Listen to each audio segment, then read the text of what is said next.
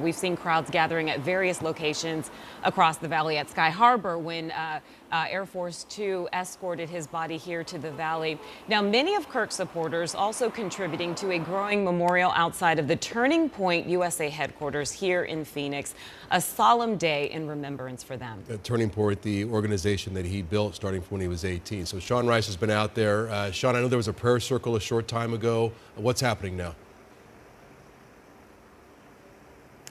Yeah, Troy Caribe, good evening to you both. As you mentioned, a prayer circle about 15 minutes ago. We've seen that now 2 or 3 times as supporters have gathered here at Charlie Kirk's nonprofit's headquarters. This is Turning Point USA in Southeast Phoenix, just south of Sky Harbor Airport, east or west, I should say, of Interstate 10. And this is the scene we've seen consistently for about the last 6 to 7 hours that we've been here today.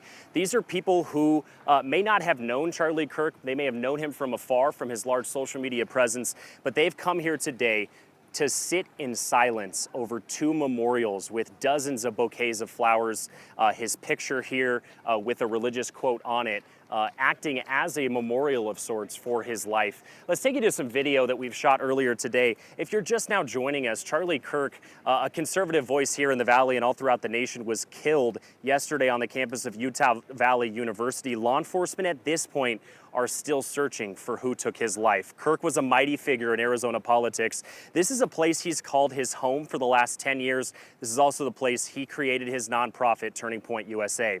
Now this morning, Arizona Governor Katie Hobbs, she took our questions at an unrelated event in Phoenix. There was a lot of discussion around political violence and ways to stop it. I had the chance to ask Hobbs directly what we need to do as a country to make this kind of violence one of the past. How do we calm the vitriol? I think there's average Americans, everyday Americans sitting at home today wondering, what can I do to prevent something like this from happening again to a person from either side of the aisle? Is there a message you would give to an average everyday Arizonan on this? I think I've consistently said that that we don't solve problems in our democracy through violence. We solve it at the ballot box.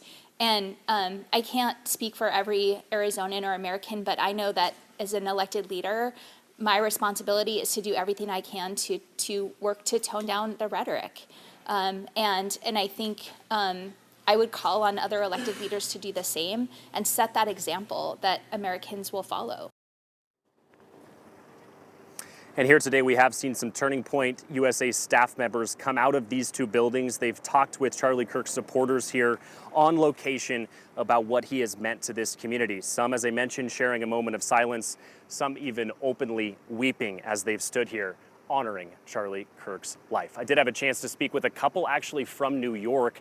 They were just vacationing here in the Valley when this happened, but they dropped everything, any plans they had, to come here and memorialize Charlie Kirk's life. I also had a chance to speak with 3 college-age students, recent Grand Canyon University graduates, who were really drawn to Charlie Kirk's message.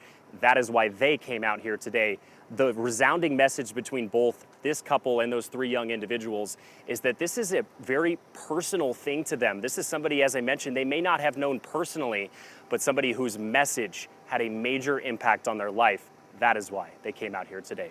We're live in Phoenix. Sean Rice, 12 News.